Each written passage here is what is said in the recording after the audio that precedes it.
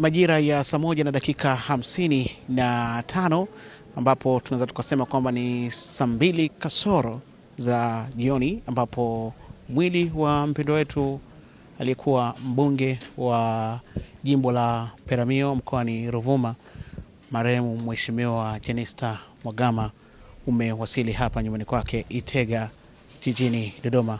Hakika ni jambo la kuhuzunisha kwelikweli, maana tumekuwa tukizoea kumuona Mheshimiwa Jenista Mhagama kwenye viwanja vya bunge akiwa anatembea kwa kujidai kwelikweli, lakini pia hata katika maeneo ya nyumbani kwake hapa, lakini leo imekuwa ni tofauti kwelikweli.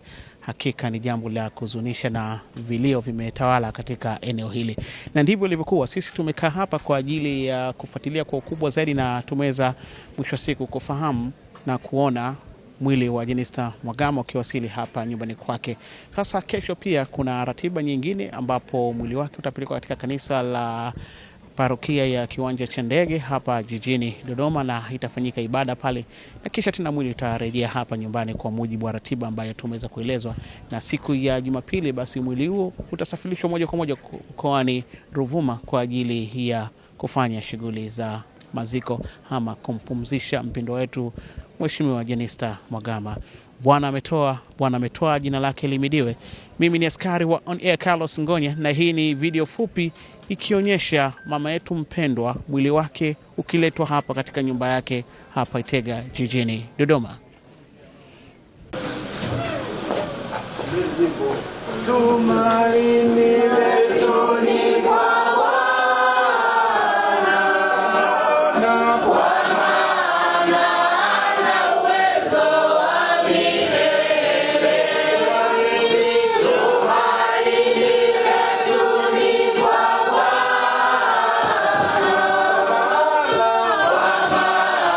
Hasa wakati huu, lakini Mwenyezi Mungu amependa apumzike kipindi hiki.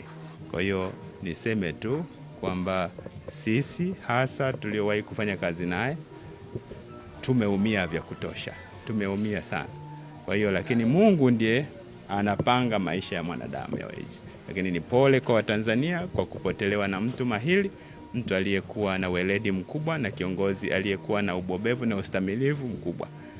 Basi niseme pole na tupeane pole wote wa Tanzania wote. Usisahau kusubscribe, kubonyeza alama kengele, kushare na kucomment. Asham TZ, always we available.